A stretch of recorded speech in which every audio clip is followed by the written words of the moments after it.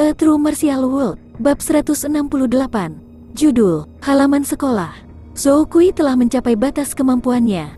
Orang-orang di sekitarnya tercengang. Zhou Kui dan Yi Yun sama-sama berlatih lompat katak dengan beban 250 kuali. Yi Yun telah melompat sejauh ini, dan semakin dia melompat, semakin dia meningkatkan keunggulannya. Dan Zhou Kui bahkan pingsan karena kelelahan.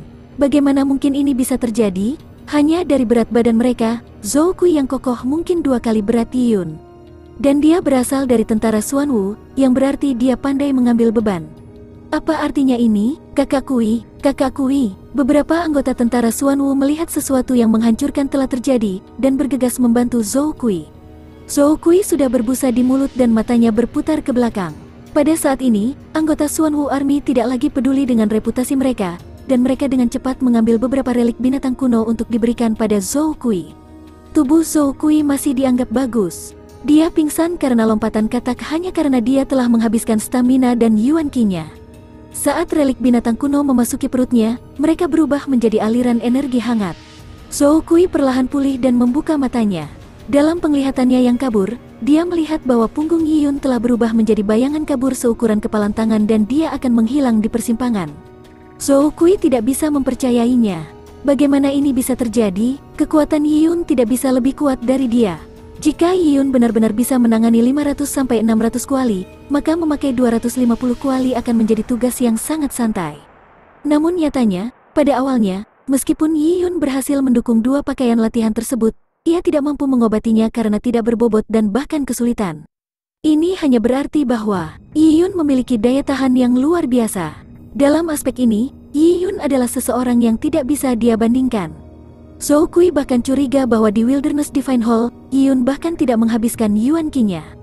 Jika demikian, itu akan menjelaskan mengapa Yi Yun memiliki daya tahan yang begitu besar. Ini adalah sesuatu yang sulit diterima Zhou Kui. Kakak Kui, anak itu aneh. Anggota lain dari tentara Xuan Wu menolak untuk percaya bahwa Yi Yun sekuat itu. Zhou Kui terengah-engah seperti banteng. Dia tidak bisa lagi menerima kata-kata mereka. Dia telah kehilangan tempat tinggal kelas menengah untuk Yi Yun, dan sekarang, dia telah kalah dalam lompat katak. Dia kalah 2 kali berturut-turut. Akhirnya, Yi Yun berhasil melompat katak sejauh 5 km ke halaman sekolah.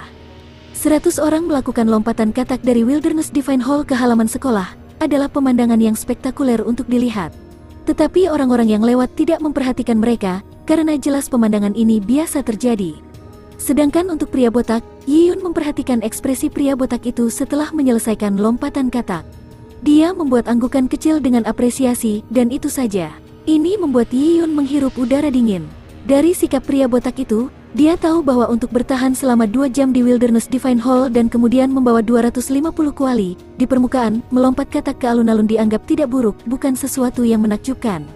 Ada terlalu banyak orang luar biasa di kota Tai'ah Divine. Mereka berasal dari klan keluarga besar, dengan garis keturunan yang menentang nasib dan peluang luar biasa. Pada saat ini, banyak dari orang-orang luar biasa ini memiliki keuntungan dengan memiliki 2 dari 3 kualitas, atau bahkan ketiganya. Kerajaan surgawi Tai'ah terlalu besar, dan ada terlalu banyak pahlawan muda. Alun-alun kota Tai'ah Divine memiliki banyak bagian. Populasi kota surgawi Tai'ah kecil, tetapi mencakup area yang luas. Sebagian besar tanah kota selain kamp tentara, aula dewa, menara dewa pusat dan bangunan penting lainnya, banyak di antaranya adalah bagian dari halaman sekolah. Halaman sekolah adalah tempat di mana pertandingan sparring dan pelatihan tentara terjadi. Inilah alasan mengapa halaman sekolah kota surgawi Tai'ah begitu besar. Beberapa halaman sekolah besar dan lainnya kecil. Beberapa dari kelas tinggi dan yang lainnya kelas rendah. Fasilitas pelatihan juga beragam. Jangan remehkan fasilitas pelatihan ini. Banyak biaya pembangunan fasilitas sangat mahal. Mereka dibuat oleh Master Pemurnian Kerajaan Suci Tai'ah dan Master Arai dan sangat bermanfaat untuk kultivasi seorang kultivator. Halaman sekolah kelas atas ini membutuhkan rune sisik naga untuk masuk. Itu bukanlah sesuatu yang bisa dibeli oleh rookie biasa. Pria botak itu membawa Yi Yun, Zhou Kui dan yang lainnya ke sekolah pemula yang bebas digunakan. Sialan, aku sangat lelah. Kita akhirnya sampai di sini.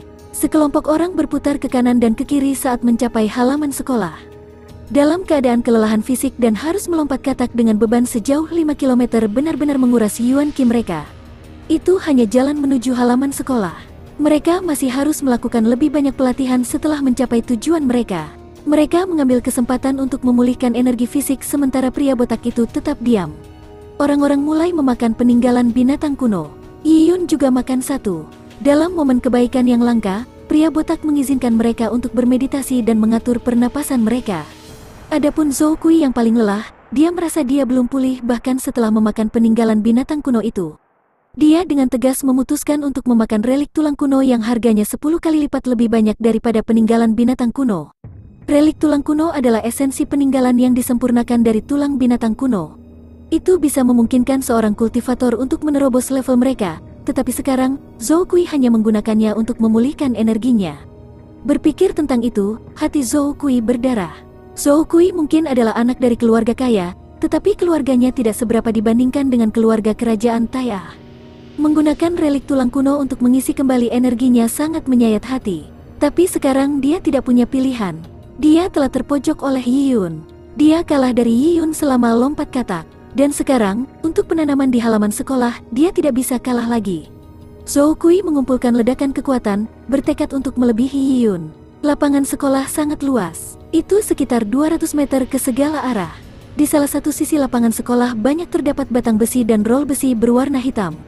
Ini digunakan untuk melakukan skuad tertimbang dan lompat katak. Barang besi hitam ini sangat berat. Bahkan sepotong seukuran telapak tangan sudah cukup untuk menghancurkan seekor kuda. Di samping penggulung logam ini ada tunggul besi dan boneka. Mereka digunakan untuk melatih pukulan dan tendangan seseorang. Di sisi lain, ada tiang bunga plum. Tiang bunga plum ini tidak biasa. Permukaan atas tiang bunga plum yang khas datar, dan memungkinkan seseorang untuk berdiri dengan mantap. Tetapi tiang bunga plum yang digunakan di kota surgawi Tai'ah memiliki puncak yang bulat dan bahkan runcing. Dengan berdiri di atasnya, kaki seseorang akan sakit, apalagi melakukan gerakan rumit yang bergerak cepat di atas tiang-tiang bunga plum ini. Selain semua ini, Yiyun juga melihat sesuatu yang mirip dengan formasi bola darah logam embun beku dari ibu kota surgawi Jin Longwei. Itu juga digunakan untuk melatih keterampilan gerakan seseorang. Tapi yang paling menonjol adalah dinding logam di tengah halaman sekolah. Dinding logam ini tingginya sekitar 10 meter dan panjang 30 meter. Itu terbuat dari beberapa logam yang tidak diketahui, dan itu ditutupi dengan jejak yang mengejutkan. Pada pemeriksaan lebih dekat, orang akan melihat bahwa jejak itu adalah bekas yang ditinggalkan oleh pedang, saber, tombak, palu, dan lainnya. Itu jelas jejak yang ditinggalkan oleh senjata. Dinding ini dibangun menggunakan campuran selusin logam oleh Master Pemurnian Tai'ah Divine City. Bahan dinding logam dikenal sebagai tungsten ungu. Tungsten ungu itu lembut, jadi senjata bisa meninggalkan bekas di atasnya. Tapi dalam 1 atau 2 bulan, jejak di dinding besi itu perlahan akan hilang. Inilah keajaiban tungsten ungu. Dinding ini digunakan untuk menguji kekuatan gerakanmu. A True Martial World, Bab 169. Judul, Panah Primal. Di ketentaraan, latihan menyerang adalah latihan paling dasar. Deskripsi sederhana adalah seorang kultivator yang menyerang lurus ke depan dengan senjata di tangan. Tombak dan pedang menusuk, sementara pedang dan kapak menebas dan palu menghancurkan. Bagi seorang kultivator, berat senjatanya bukanlah apa-apa. Pelatihan dengan menggunakan senjata untuk menyerang hanya memiliki sedikit efek. Oleh karena itu, mereka harus menggunakan target untuk menguji kekuatan serangan mereka. Serangan yang efektif adalah dengan menusuk melalui baju besi. Hanya serangan yang bisa menembus armor baja musuh yang mengancam. Dalam pasukan seperti tentara Xuanwu, sasaran serangannya terbuat dari logam. Logam yang digunakan adalah besi biasa, tetapi bagi kebanyakan kultivator, itu sudah cukup. Tetapi di kota surgawi Tai'ah, segalanya berbeda. Dengan kekuatan serangan para kultivator kota surgawi Tai'ah, pelat besi tebal biasa akan dengan mudah ditusuk dengan senjata yang bagus. Tidak ada bedanya dengan orang biasa yang memotong kayu. Oleh karena itu, Master Pemurnian kota surgawi Tai'ah menciptakan dinding tungsten ungu yang dapat menyembuhkan dirinya sendiri. Itu memiliki ketebalan dan ketangguhan yang cukup. Itu bisa menguji kekuatan serangan seorang kultivator, dan itu juga bisa menyembuhkan diri sendiri. Desain ini membuat Yiyun terkesima. Fasilitas dan peraturan kota surgawi Tai'ah benar-benar membuka matanya. Dikatakan bahwa dinding tungsten ungu akan sembuh sendiri dalam beberapa bulan setelah meninggalkan bekas serangan. Tapi selama beberapa bulan ini, dinding tungsten ungu masih akan diserang, menyebabkannya dipenuhi dengan tanda padat. Menghitung semua tanda ini, jumlahnya ada ribuan. Ini adalah bukti dari pelatihan intensif di kota Tai'ah Divine. Jika seorang kultivator biasa dari pasukan datang ke sini, dia akan hancur karena kelelahan. Yang bisa bertahan adalah para elit di antara elit. Ada tembok seperti itu. Pada saat ini, setelah jeda, apakah mereka anggota tentara Xuanwu atau Jin Longwei? Mereka telah memulihkan energi yang cukup besar. Dengan energi, mereka berani mencoba. Orang-orang dari tentara Xuanwu sangat menyukai bentuk pelatihan jantan ini karena budaya mereka. Baiklah, pelatihan serangan dimulai sekarang. Pria botak itu melambai. Banyak orang mulai menggunakan senjata mereka. Semua pahlawan muda yang hadir tidak memiliki cincin interspasial. Banyak dari senjata mereka tidak ringan, dan harus digendong di punggung mereka. Ini, tidak diragukan lagi, membuat lompat katak lebih sulit. Banyak dari mereka bahkan tidak dapat mencapai setengah jalan. Mereka harus makan peninggalan binatang kuno atau ramuan tambahan lainnya. Senjata, harus distandarisasi. Melihat banyak orang mengayunkan senjatanya, pria botak itu menggelengkan kepalanya. Dia menunjuk ke kotak logam besar di samping dinding tungsten ungu. Kotak logam ini lebarnya 4-5 meter. Pria botak itu menendang kotak itu hingga terbuka dan semua orang melihat apa yang ada di dalam kotak itu. Di dalamnya ada tombak logam yang panjangnya 4 meter dan setebal lengan orang kuat. Tombak logam itu seluruhnya hitam. Ujungnya berbentuk kerucut dan dingin. Yiyun belum pernah melihat tombak yang begitu tebal dan panjang. Ini pasti sesuatu yang akan digunakan raksasa setinggi 3 meter. Oh, Yiyun memperhatikan bahwa di ujung tombak logam ada takik logam, membuatnya terlihat seperti anak panah. Pernahkah kamu melihat balista di tembok Tai'ah Divine City? Kota surgawi Tai'ah memiliki 128 balista. Di antara mereka, salah satunya adalah Primal Divine Crossbow. Itu dibuat oleh 3 master pemurnian tingkat Saint. Primal Divine Crossbow ini hanya dapat diisi melalui upaya gabungan dari 12 ahli tuan manusia. Upaya gabungan dari 12 ahli tuan manusia? Lalu apa kekuatannya jika panah seperti itu dikirim terbang? Pernahkah kamu mendengar tentang Star Shooting Bow? Pria botak itu bertanya dan kerumunan itu mengangguk sebagai jawaban. Star Shooting Bow adalah senjata terkenal di seluruh kerajaan surgawi Tai'ah. Bahkan Yiyun pernah mendengarnya di Cloud Wilderness. Ketika dia diam-diam belajar dari Yao Yuan, ketika Yao Yuan mencapai bagian tentang guntur terjadi di 9 awan, kejutan busur tetesan kawanan, dia berkata, tubuh semua orang adalah harta. Batas tendon manusia sangat menakutkan. Tali busur Star Shooting Bow dibuat dari urat daging kaisar pendiri kerajaan surgawi Tai'ah. Pria botak itu mengeluarkan tombak logam dari kotak logam. Saat dia menyeimbangkannya di tangannya, dia berkata, kamu pasti sudah menebak bahwa tombak tebal ini adalah anak panah yang digunakan oleh Primal Divine Crossbow. Jika kita berbicara tentang kekuatan tembusnya, panah yang ditembakkan dari busur surgawi primal sepenuhnya sebanding dengan busur menembak bintang. Itu bisa melukai bahkan binatang spesies primordial. Setelah mendengar kata-kata pria botak itu, hati semua orang melonjak. Dari ketebalan dan panjang panah, perasaan yang ditimbulkannya membuat Primal Divine Crossbow menakutkan. Tapi harus dikatakan bahwa Star Shooting Bow lebih menakutkan. Hanya melalui kekuatan gabungan dari 12 penguasa manusia barulah busur surgawi primal dapat dirangkai, oleh karena itu harus ada beberapa batasan dalam penggunaannya. Dan dari cara lelaki botak itu mengatakannya, Primal Divine Bow hanya sebanding dengan Star Shooting Bow dalam hal kekuatan penetrasi. Adapun Star Shooting Bow, itu tidak semua tentang kekuatan penetrasi. Panah yang ditembakkan dari Star Shooting Bow termasuk di dalamnya surga bumi Yuan Qi dan kebenaran nomologis. Semburan kekuatan yang bisa dibuatnya melebihi Primal Divine Bow. Tentu saja, untuk membuka Star Shooting Bow, setidaknya seseorang harus menjadi ahli Saint manusia. Ini membuatnya tidak bisa dibandingkan dengan upaya gabungan dari para penguasa manusia untuk menggunakan Primal Divine Crossbow. Kita akan menggunakan ini untuk latihan serangan hari ini. Saat dia mengatakan ini, pria botak dengan santai melemparkan panah logam setebal 4 meter ke dinding tungsten ungu dengan suara melengking. Ding! Suara logam yang jelas terdengar. Getaran itu membuat gendang telinga seseorang mati rasa saat ekor panah itu bergetar. Setelah melihat pemandangan ini, semua orang menarik napas dingin dan ringan. Dia telah melemparkannya dengan sangat mudah seolah dia telah memasukkan sumpit ke dalam kue. Apakah kamu tidak ingin membuktikan dirimu? Maju, ambil tombak dan masukkan ke dinding besi tanpa mempedulikannya. Masukkan dan tarik keluar. Jika kamu bahkan tidak dapat melakukan gerakan dasar seorang pria, maka kamu harus mengebiri diri sendiri, dan jangan repot-repot menyebut diri kamu seorang pria lagi.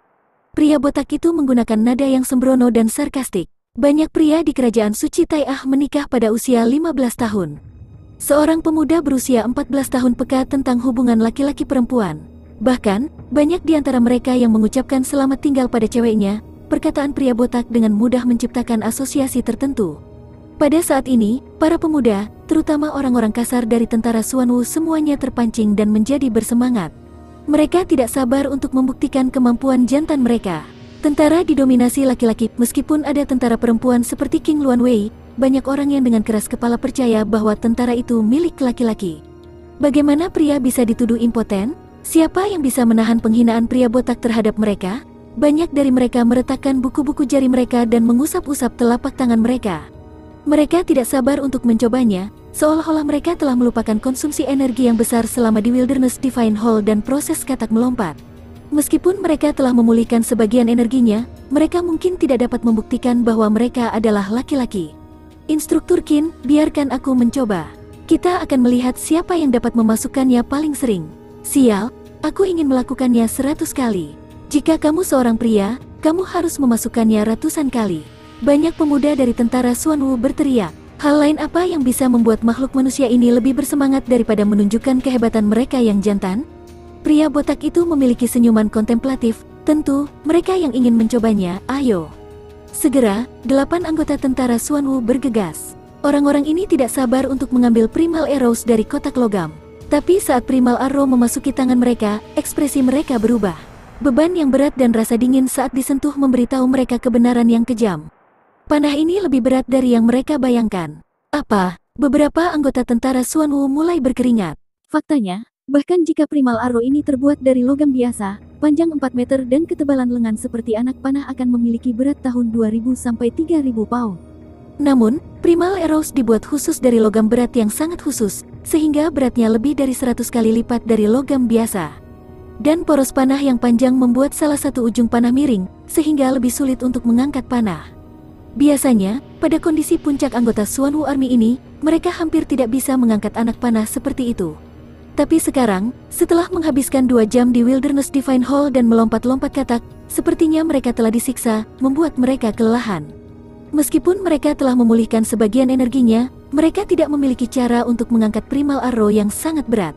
Naik, bangunlah untukku. Para pemuda yang kuat ini berteriak sekuat tenaga. Mereka menggunakan semua kekuatan mereka, mengertakkan gigi, menggembungkan pipi mereka dan hampir saja bola mata mereka meledak. Ayo, minggir. Otot seorang pemuda berkobar dan urat seperti cacing tanah muncul di kepalanya. Tapi sekeras apapun dia berusaha, selain keringat di dahinya, tidak ada yang terjadi. Mereka yang memiliki kekuatan lebih besar hanya berhasil mengangkat setengah batang panah, tetapi tidak dapat sepenuhnya mengangkat primal arrow. Yang lebih lemah, mereka yang menghabiskan semua energi mereka di Wilderness Divine Hall, hanya merasa primal arrow dilebur ke dalam kotak. Tidak peduli berapa banyak kekuatan yang mereka gunakan, panah itu tetap tidak bergerak. Orang-orang di sekitarnya, termasuk anggota Jin Long Wei, tercengang dengan pemandangan ini.